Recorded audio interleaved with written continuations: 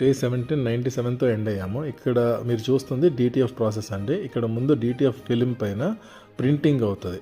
Printing అయిన DTF ఫిలింని ఇలా ఈ మెషిన్లో బయటికి వస్తూ ఉండగా ఇది డిటిఎఫ్ పౌడర్ అంటారు. సో ఆ డిటిఎఫ్ పౌడర్ ఏంటంటే ఆ ఇంక్ వెట్ ఉంటుంది కాబట్టి దానిపైన మొత్తం దాన్ని అలా డ్రై చేయడానికి వాడుకుంటారు. అంటే స్ప్రింకిల్ చేస్తారు ఆ డిటిఎఫ్ పౌడర్ని ఆ ప్రింటెడ్ ఫిలిం పైన.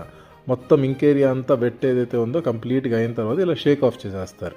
షేక్ ఆఫ్ చేసిన తర్వాత నెక్స్ట్ థింగ్ ఏం చేస్తారంటే క్యూరింగ్ అంటారు. అంటే ఒక క్యూరింగ్ ఓవెన్ లోపలికి ఇది వెళ్ళొద్దు అనమాట. దానివల్ల ఏమవుతుందంటే అది కంప్లీట్గా డ్రై అవుతుంది.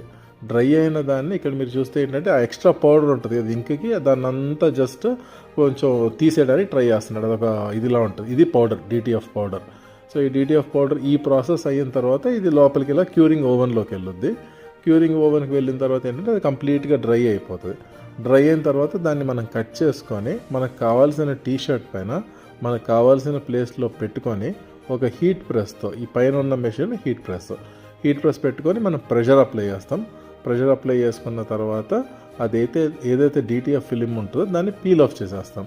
పీల్ ఆఫ్ చేస్తే క్లీన్గా మనకు కావాల్సిన డిజైన్ బాగా అతుక్కొని ఉంటుంది అనమాట. ఇక్కడ మీరు చూసినట్టుగా దానికి మళ్ళీ ఒకసారి లైట్గా ఒకసారి ప్రెస్ పెట్టేస్తే ఇంకా మన టీషర్ట్స్ రెడీ.